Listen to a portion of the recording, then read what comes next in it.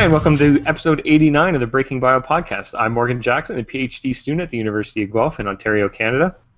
Hi, I'm Heidi Parker. I'm a postdoc affiliated with the University of Texas at Austin. Hi, I'm Tom Housley, and I'm a postdoc at the University of Exeter at Penryn. And we're starting something new right now. We're going to be doing something for the entire month of October. We usually highlight researchers and scientists who are either in government or have strong academic positions, either as grad students, postdocs, or professors. So we're leaving out a big swath of people that are generally concerned or considered the leaky pipeline somewhat. So we're going to be talking all the way through October. Guests all month are going to be what we're calling Alt-October. So we're going to be clever with that pun. So you can follow along all month with alternate careers out of the academia sphere. And so we're kicking that off this week with Ariel Zych, who is the education manager of the Science Friday initiative, Science Friday being the radio and podcast show that everybody, I'm sure, listens to Friday afternoons. So welcome, Ariel. Thanks for joining us today. Hello. Thank you so much for having me. It's a real honor to be included in your guys' podcast. You do great work.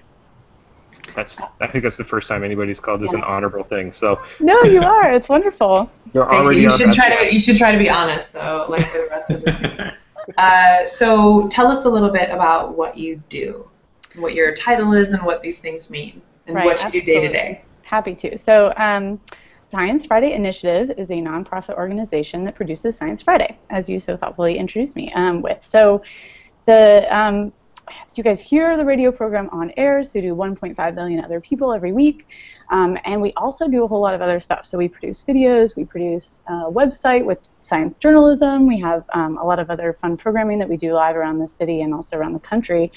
But it doesn't really stop there. So my role at Science Friday is to take all of this free media, that's kind of the nature of public media, which is something I'm very proud of, take all of this free media and make sure that has a life outside of just the public radio audience. So things that we do, and as you guys probably know this, when scientists talk, sometimes they do a really great job, right? And they're very passionate, but they exist within a tiny little bubble.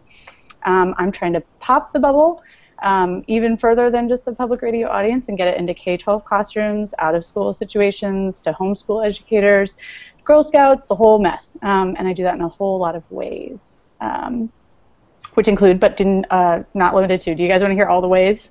Yes. It's kind of intense. Okay, cool. So first and foremost, right, is like picking the stuff that's super ready to go for little kids, right? So if we have a really passionate nudibranch biologist on who's talking about how beautiful his nudibranchs are and they're pretty and rosaceous and they crawl all over, that's a perfect time for me to say, like, this is a great opportunity to get kids excited about marine science. And so I take that little piece of media and I share it with as many people as I can who might be teaching marine science, whether it's a collection of marine educators, whether it's like PBS, whether it's like the internet at large, right? It also can be individual teachers that subscribe to my newsletter. It can be parents that are donors or who that just like hang out on our show and want to learn more about nudibranchs, right? The next step that I do, in addition to sharing that media broadly that's appropriate for kids, is I try to take it and use it as a launch into science inquiry, so into hands-on learning that's inquiry-driven, that kind of models the investigative process in some way to try to get kids to do science, right? So if we can really inspire them with like a video of some great arachnologist talking about why oil keeps spiders from sticking to their web, or if I can say, like, take a cephalopod biologist who's freaking out over cephalopod chromatophores, right? If I can use that to get kids to freak out and then drive them through either a whole lesson or a whole after-school session of doing great hands-on science, and I've done my job right. And it isn't just science, right? So it's engineering, it's mathematics, it's all the weird stuff that kind of falls in between those, like cool computer science. Even just getting parents to like replicate data collection with their kids is a huge achievement. So it isn't even just children; it's children, parents, randos, elderly, home folks. It's people on the street, people in penitentiaries. Any place that I can get science in and get people doing it is a win. Well, prison science, whoa. Yeah, we find they participate really heavily in our on-air programming. So like we do this thing called Science Club, which is an invitation to go out and do science and share it with others. It's one of the only 4 times a year you'll hear me on air. And we ask people to observe things around them, which you would think a penitentiary person, someone who is incarcerated, would have a hard time doing. But We actually had mailed-in submissions of observations taken by inmates, which was really totally blew my mind because it wasn't an audience I ever thought I was reaching with science. But they were conducting observations. They were sharing them. They were tallying data. They were drawing conclusions from it, making inferences, and that just like rocked my universe. It was really cool. Wow. Yeah. That's absolutely incredible. So can you take us back a little bit? Can you start on your background? Like, where did you go to undergrad? What did you study? What was your plan then? And how did those things evolve? For real. So education and science have always been kind of mashed together for me. I was very much on a super strong track. I majored in entomology and biology at Cornell, and it's an amazing environment. I worked in a couple of labs studying social behavior of arachnids with Dr. Linda Rayer. I also did a couple stints in zebrafish labs, which I didn't care for as much, but I knew that I wanted to study behavior. I wanted to be a behavioral ecologist. I thought that I was going to get my PhD and be a full-time professor and do research forever and ever. Meanwhile, my nightlife consisted of like spray painting T-shirts for outreach events that invited the whole of Ithaca to come and learn about insects, or it involved taking my days off of classes to like go and share, information with kids at schools about invertebrates, and later in graduate school. So I took a year and did field work with a whole bunch of different labs all over the country in Florida and Illinois and Wisconsin. And when I applied to graduate school, I started off super strong foot, just freaking loved it. In a lot of ways, it was really great. Studied scentless plant bugs, so these like cute little bugs that make sounds, describe their sounds. Look me up on Scholar. But it was like not fulfilling, and it wasn't sufficient. Like I wanted my nightlife to be my whole life, and I wanted my day job as a graduate student to be like the thing I did on the side. Like research is all great and fun and good, but my like total mania about doing many different things all the time, learning about different things all the time, and really thinking broadly about how to share those things wasn't quite satisfied. I think looking back, I now have like better role models for what that could have looked like as an academic, but man, I got feisty quick, and even though I was a fully funded grad student, I had 6 years of funding looking me in the face. I had a supportive advisor. I was in a great department at the University of Florida. I was like, nope, I don't need to do this for 6 years to be happy, and I probably am going to be happier if I jump ship now. So I wrapped it up with a master's thesis and went to become a high school biology teacher for 2 years at ECC. Wow. So that's a pretty big jump. Yeah, but it was obviously epic. A fulfilling one. So it's not a big problem, or a problem at all, rather. Yeah, no, there was some culture shock. I'm not gonna lie, but I also couldn't believe how much more effective I was as a teacher as a result of my science experience than I would have been if I had just come in as an undergrad. I think it's really important that especially at the secondary level, not all levels, but high school and beyond, you got to have the science research component. You have to have at least a little experience in it. Teachers are getting that in a lot of different ways. My way was having a master's degree first. So yeah, and it was incredibly fulfilling. It was super stressful. Like it's like really damn hard. Like you guys think you have homework as PhD students? Teachers have so much homework. They work all the time, and they write all the time, and they grade all the time, and they think about how to solve individual child socioeconomic and personal problems all the time. And like, man, I thought I was gonna be like, ooh, cakewalk, be a teacher, like have the summers off. That is a bunch of bunk. There's no truth to that. It was really hard. It was the hardest job of my life.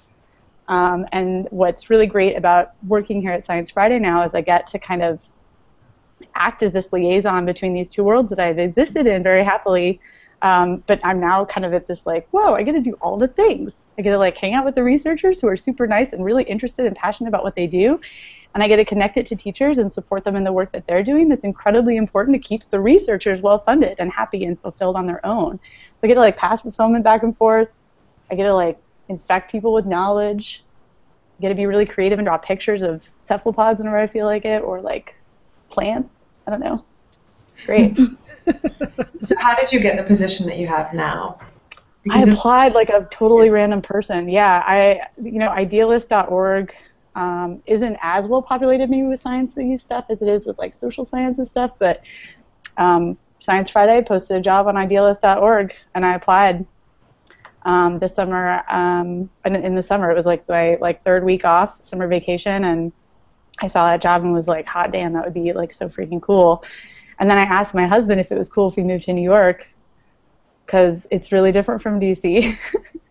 He was like, I guess, why don't you just apply and then we'll talk about it. And then I got the job and then we moved to New York.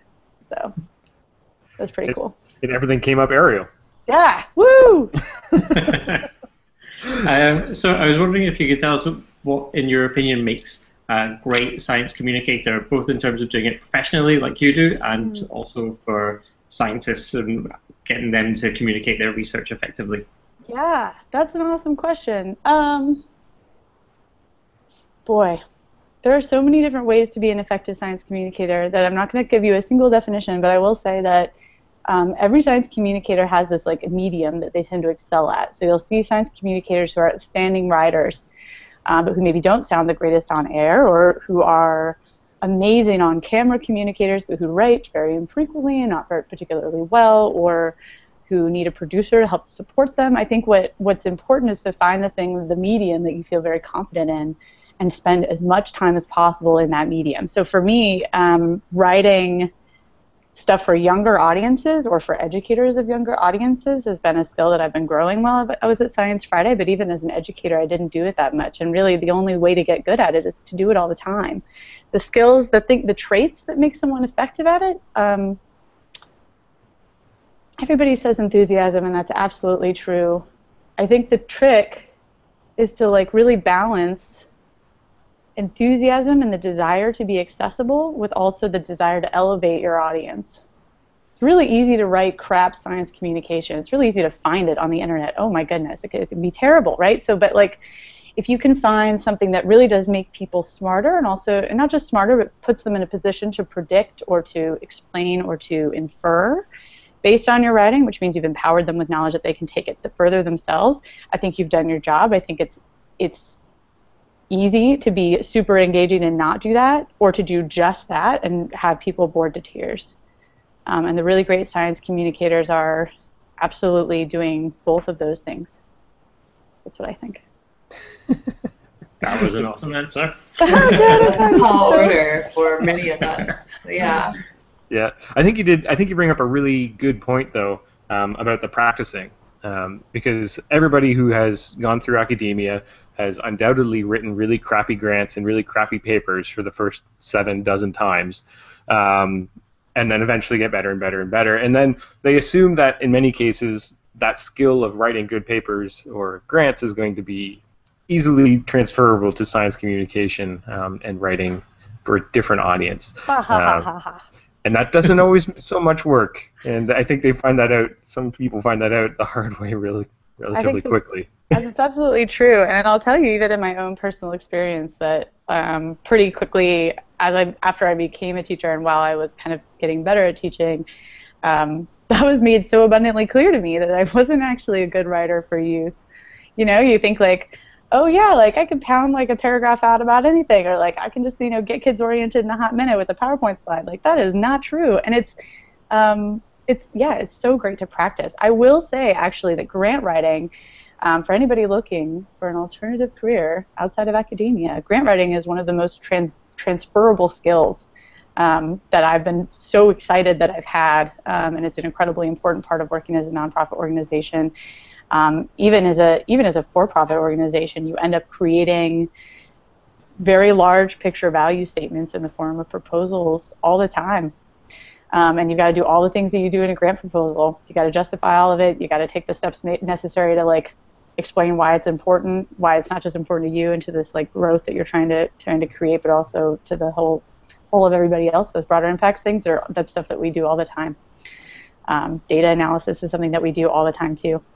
So, you know, and it's different data and it's messier data, right? But you know, kind of this idea that nonprofits are accountable for change, right? We promise people who support us, individual donors, the federal government, whoever we get foundational support from, we promise them that we're creating change, that we're making people more science literate, that we're making them more passionate about science.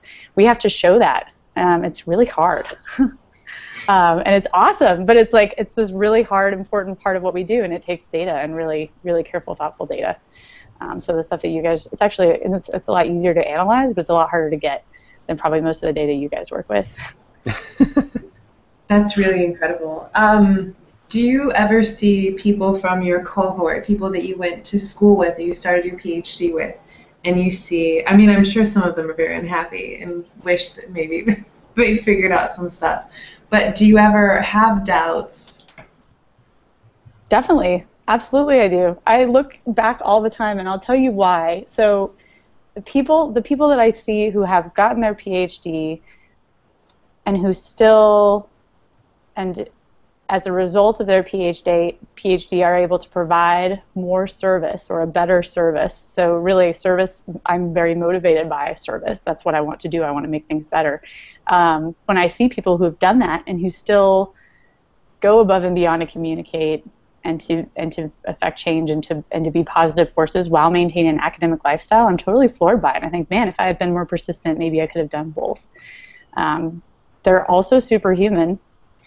The late Oliver Sacks is like I don't know when we're going to have somebody like that again, who is both a scientist, a practitioner, right, a medical practitioner, a clinical scientist, and an incredible communicator. That's like this like perfect thing. And there are examples of that in behavioral ecology and biology as well, as physics actually. But I'm not sure I could pull it off. Sure, it would be fun. But part of the thing, actually, I think that pushed me to leave was that I didn't feel like my science was doing that. So I didn't feel like studying something that is small and idiosyncratic, as broad-reaching as maybe some of those implications could have been, was doing it for me, and would have gotten me to that place. And I thought that I could get there faster as a communicator and as a teacher.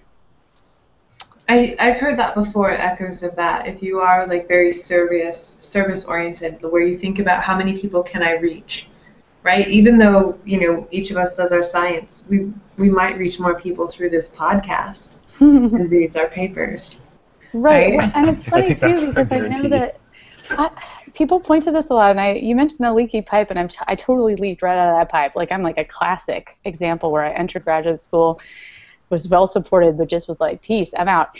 I do think that things are changing in such a way that I could have felt supported not just as a academic researcher, but as someone who is interested in teaching and sharing. I think that is becoming more heavily rewarded. I was told that in no uncertain terms, that as a funded graduate student, I should not be teaching any undergraduate courses. I should not be engaging in things that take my time away from writing and working. And that was maddening to me. That was like, what the hell, And I don't think, again, individual lab cultures differ, and I think that there are ways that you can do both. The problem is that I think the undertone and the kind of dialogue is still that those are lower achieving labs that incentivize service, or that they're often only things like nutrition or something like touchy-feely that makes me feel better. Like, it's not these like hard, rigorous scientists that do that kind of thing, which is bogus, but I do think it's changing. I think people are into that. I think individual graduate students and postdocs are becoming more and more interested in teaching because we need to get jobs, right? And because everything's so competitive. But yeah. I honestly don't know of any labs where the PI would encourage you to teach. Yeah, that's the thing. I mean, that's the thing. That's such a drag. Well, and here's what gets me. So again, with the leaky pipe, and we have conversations about this all the time. I just didn't even realize until I became an educator how many conversations are being had right now by pretty important people about how to fix it and why we're messing it up. And undergraduate training and education is possibly the most important one. Yes, I'm primarily concerned with getting kids to graduate high school, and I think that's incredibly important for closing the achievement gap and the STEM gap, which is this gap of, it's just like the achievement gap, except you wear it in terms of how many people get degrees in STEM and careers in STEM. The issue is that we're not, in their first year, freshman majors, science majors, are making decisions to leave science based on introductory courses, right? Everybody here in this hangout totally gets that, by and large, introductory courses kind of suck, right? They're huge. You got a TA who maybe doesn't care. who didn't get the funding, who's bitter about that, who has to teach to make ends meet, and probably is getting what, $16K a year, 18. I don't know what the grade rate is now, but like that's a drag. That's when they're making that decision, and it's really no surprise that fewer than 30 or 40% of them actually stay in science after their first year. That's a huge leak if we're losing 60% off the bat, and they're disproportionately female and minorities, racial minorities that are underrepresented in STEM anyway. Right? So the idea that the people who are most empowered to teach them are most discouraged from teaching them, and also most under-resourced, that says to me that we totally messed up, and a lot of people agree. I'm kind of parroting what I hear from the White House, for instance, almost every week. I agree as well that we're losing, some really important people, but there's also no jobs for them at the end. That's true. You right? say that. No So that's super interesting too. So, because I totally agree, and I felt that, and I'm not gonna lie, that was a factor in my decision to leave. I was like, oh, good, I can kind of get used as a slave for the 4 years after my PhD, and then also have trouble and living in the same location as my spouse and having to move all the time and maybe not having job prospects, right? But the funny thing is that if we actually don't need PhDs as much as we need bachelor's degrees and master's degrees in sciences that are applied. Right. We also need more funding. That's our. We absolutely do. No, all of those things suck. I totally agree. I totally agree. I think if I'm looking at maximizing return on investment for a student who's graduating from high school, I'm going to tell them to major in an undergraduate major, probably in engineering or computer science, and I'm going to tell them to do no more than a master's degree as their long-term academic goal, and then to jump ship, right? Because those people have an incredibly high earning potential. They spent relatively little time in school. They're going to be pretty useful, which means they're going to get a job when they leave, and they're going to be invested in STEM. And I think that's there are other examples. So I just forgot her name. The Office of Science and Technology Policy in the White House, they make a big deal of this all the time. They really want plant geneticists. They're concerned that they're going to run out. That was just totally weird to me. They were like, said at this STEM summit that we all, all these thinkers in education go to, they're like, you guys really need to be trying to make more people who are into plant genetics and plant breeding, because we just don't have enough to sustain agriculture in the United States. Yeah, that's true. It's weird. If you look at the areas of science funding where it's never cut, it's the USDA, right? Because we need to eat. Need food, and that is the way to go. Yeah, it's hard to reconcile. It's hard to reconcile what I remember as being my passion for watching things behave, right? I just wanted to watch them all the time. I just wanted to sit and watch a bug walk around, and I wanted to see what it did with the other bugs, and I wanted to see how it affected its long-term fitness and short-term foraging success. I wanted to do that all the time. It's hard to reconcile the love of that we all share with also the need for some of these things that maybe just we don't care about, right? The need for, I'm serious, the need for people who want to engineer infrastructure, but we really need STEM majors who want to do that. We're going to need ones that know how to clean water. We're going to need ones that know how to use biomimicry to design solutions and stuff. It is. It's hard to not, you don't want to tell people not to do what they're passionate about, but you also don't want to encourage the vast majority of STEM majors to get PhDs and be researchers. So I don't have an answer for that either, because I really, I looked right into the eyes of integrated pest management and was like, no, I don't want to do that. It's super useful. It really is. And I was an entomologist, and I love bugs, and I just couldn't make myself do it. So yeah, if you're in entomology and you want to make sure you always have a job, then you do pest management. Yeah, you do. Right. And actually, listen up, Morgan. Listen up. No, I know. As long as you've got the spine to put up with the activists on the other side of the problem is the only issue, which is also a problem. I think that's true, although some of the best researchers, some of the kindest and most thoughtful researchers that I worked with were at the USDA in Florida studying bedbug behavior. It's just the funniest thing. It's a blast. And actually, the only citations my publications got were because my insect invaded Asia and started eating lychee. And they were like, oh no, this girl wrote a bunch of papers about what they do. And that's where my citations are coming from, is dealing with this new lychee pest. So, that was just, it goes to show you. It's not for the lychee. perhaps. But it's like non-target effects of publication. I don't know. But big points for basic research paying off in ways nobody could have anticipated. That's very true. Exactly. That's a good point. Fund that basic research, though. Point. Yeah. So I'm going to jump back into the leaky pipeline and the area about, undergrads perhaps, or various stages along the leaky pipeline where they may be falling out and lacking the inspiration or the drive to go on and fighting upstream in some cases. And because you mentioned you are part of an organization that's got a huge reach, a bigger reach than most people we will ever talk to on this podcast ever have. Where do you see the role of science communication and mass media like you guys have the access to in helping to both inspire people to get into STEM, but also keeping them in STEM by giving them this little curiosity look into various other aspects of science and education? That's a great question. So the first one that I can feel pretty confident in, because I just finished a literature review on it, is modeling. Modeling and kind of priming, right? So this idea that you show people who are like an audience member that do science, right? Or they hear someone who sounds like them doing science, right? They are immediately more likely to think that they can do it. It works in so many weird ways. It works if a undergraduate student sees a lecturer that looks or acts or is the same gender as them, they'll perform better in a class. Even in virtual environment, it works in commercials, it works with 7-year-olds, it works with old people. So as much as I and our producers can, right, working to represent the full wealth of diversity in the sciences is a really big part of affecting change.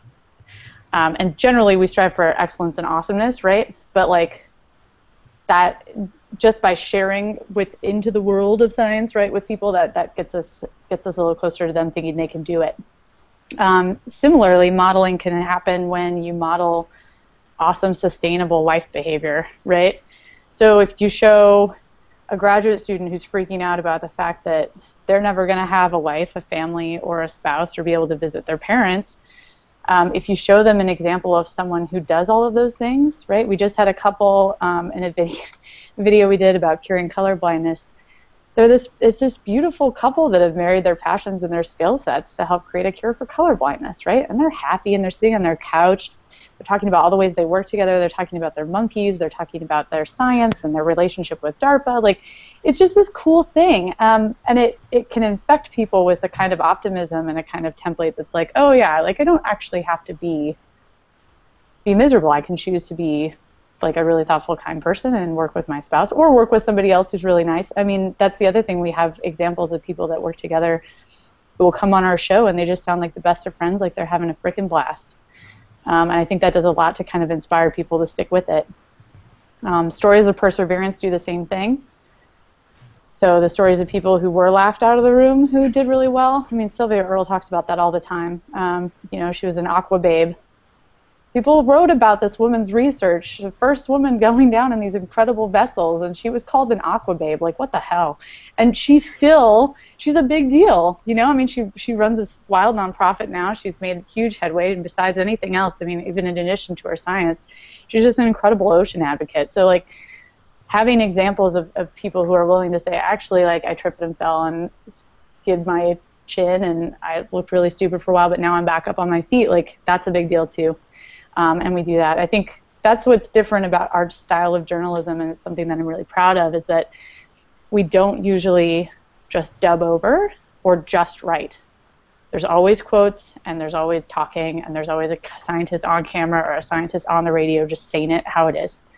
And that can't be that hard, but a lot of people don't do it. They editorialize it. Yeah, it's funny. I mean, that's what you guys are doing, right? If I had known about the Breaking Bio podcast when I was a graduate student, or if you guys had quite existed yet, I'm not sure. That was like 2008. That might have been really helpful for me. So that is really important what you're doing, just having people talk realistically about how they're experiencing things. So you were mentioning there that you were really proud of some of the stuff that you've done. So can you give examples of the best things that you've done so far? Sure. Of course, just talk about my achievements, absolutely. So the Science Club is something that I'm very proud of, and I think we as a staff are very proud of as an example of, it's not citizen science, so I'll be careful not to use that word, because we're not collecting data for publication or for specifically to answer a question under the guise of science. We are instead trying to get people to dip their toes into practices associated with science, right? So I mentioned observe everything, right? With the one we did most recently was in the summer and was called Explain the Sun, right? We just wanted people to try to practice explaining things. We wanted them to learn how to communicate something about a natural phenomenon. We chose the sun because it's kind of like whatever. You can do skin cancer, you can do plant behavior, you can do like solar flares, you can talk about, you know, electromagnetic radiation, you can talk about whatever you want. And that for me was the most fun, and I think was the greatest achievement so far, especially with Science Club, because we had a little more planning and we invited experts, and I put this in quotations because sometimes it's a bad word, but we invited experts from all around our community, including but not limited to like Dean Regas, who does this like great Eyes on the Sky podcast that I can't remember the actual name of, and then we had the Secretary of Energy participate. We had a couple of artists and photographers participate. We had a botanist from the New York Botanical Gardens participate, and they all wrote own explanations of something that the sun does in a very concise and correct, but to the point way that emphasized their like unique view on it, and it was very effective in drawing out everyone else and saying like, oh, like we're doing it too, like you can come and hang out with us in this virtual space, right? Which is to say it's a national program, anybody can participate. They do it with social media. So that we then had, like 5-year-olds participating, and as I mentioned, people, incarcerated folks participating, and we partnered with a solar viewer manufacturer. So these glasses that have the filters, I wish I had brought one in for you. They're really cool. They look like 3D glasses, but you can actually look at the sun with them, which is really cool. And you really have to get the specially manufactured ones. We partnered with this company called Rainbow Symphony, and they just donated like 3,000 of these things to give away, right? And so we could say like, you know, hey, we want you to go explain what the sun does and get you inspired. We're going to send you these cool solar viewers, and you can look at the sun and kind of figure it out. And it sounds stupid, but the sun is really cool when you look at it. Like you're just like, oh, it's going to be a glowing ball in the sky. No, it's like really cool, and I'll send you all the glasses because I love them, and we have so many extra. And I was really proud of that, you know, because it was like a month of really just getting people's perspective. We had folks who participated who just wanted to share what it was like living with a skin condition that made them sensitive to the sun. We had people that shared their scars from skin cancer. We had people that shared the way their gardens grew over the course of the month, kids that did solar flare dances, whole classes that collected data on the orientation of the sun and its change of position over time. I mean, it really was pretty far-reaching and just an incredible, you get a sense of community that you can create in a place that didn't exist before. And on the internet of all places, which is terrible for some types of community development, but it was cool. I'm really proud of that. It's a pretty clever tactic for a radio show to tell people to go stare at the sun. Yeah, right? Oh, man, and we had to be so careful about that. We were like, okay, no, don't do this without these glasses. I was actually really worried we'd hurt somebody, but we didn't. So far, so good. Good work. So we're pretty much out of time, so we're going to wrap it up a little bit. But because it is Alt October, and we want to have give people in the academic stream still who are maybe thinking about jumping out, maybe a little bit of advice. So do you have one piece of advice for people who may be on the edge and are thinking about jumping out of academia and into something else that they're happy or that they're interested in, but are scared to leave what they know behind? Definitely. The first piece of advice is ugly, so I'll give it short, which is network. It's a horrible word. It makes you sound like a schmuck, but you have to do it. It's really important. Like have coffee with anyone you can who has a job that's even remotely similar to what you want. Have a coffee with someone in sales, for Pete's sake. Just try it, because you'll learn a lot, and it's a really great way to get your foot in the door on job openings before they're posted. The other thing is to try out some of the skills, behaviors, or activities that might be associated with the career you want to jump to. I do know people who unsuccessfully jumped from academics right into teaching and had a really hard time of it because they never bothered to learn what it was like to teach kids who didn't want to learn, and they were really stressed out by it. And there are other examples of that too, right? Like don't just be like, oh, I'd be the best doctor ever, but like have never seen a needle go into someone's arm. Like, you just don't want to be foolish about it. So every person should try moonlighting as whatever they want to be before they decide to become it, right? Especially coming from academia, which is such an insular and specific style of vocation that I think most people are underinformed about what happens outside of it before they leave. That's true. Yeah, that's a pretty accurate assessment. Oh, that's awesome. Hopefully somebody at home listening will take that advice and take the leap if they're worried about it. So we got to end it up here, but where can people follow along with you and everything that you're working on, both with Sci Friday as well as with everything else that you're clearly very passionate about?